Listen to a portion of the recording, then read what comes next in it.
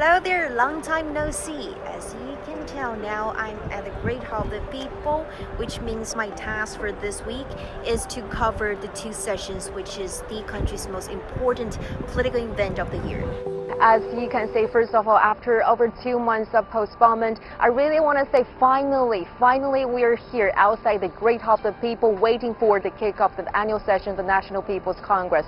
Because you know, I've been covering this political event for some years now, but the sentiment I feel this year is still very different from the previous ones. You can still feel this overwhelming excitement among the NPC deputies because the opening of the sessions alone could send a very strong signal about the remarkable progress made by the country in fighting the battle to defeat the COVID-19.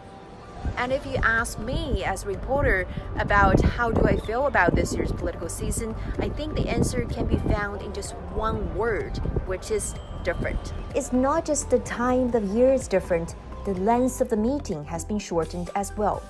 Well, usually it lasts about 10 days to 2 weeks, but this year it has been shortened to just about a week. And there are other things that are different as well. For instance, at the press conferences, the speaker panels and the journalists will be located in two completely different venues, and which is linked by the large video screens. And interviews are just another example. This is how I conducted interviews in the previous years.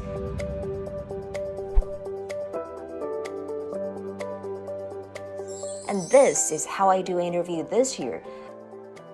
As some may call it, the cloud interviews. It can be work as a very effective vehicle, right?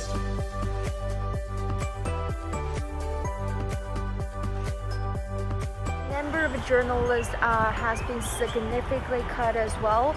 And for those lucky ones who can get the final passes to the Great Hall of the People, which is the main venue for the political two sessions, they have to obey very strict rules, for instance, taking the designated bus, wearing a mask, keeping social distancing, and more.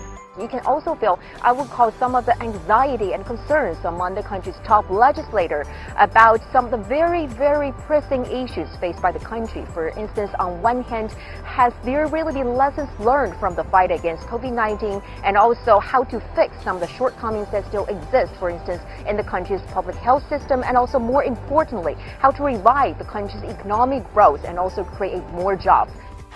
Well, even though this year's political season has many of the differences compared with the previous ones, but I think the goal and purpose meeting and also the commitment of passion of serving the people remains exactly the same. So stay tuned on CGTN for more coverage on China's political season of the two sessions.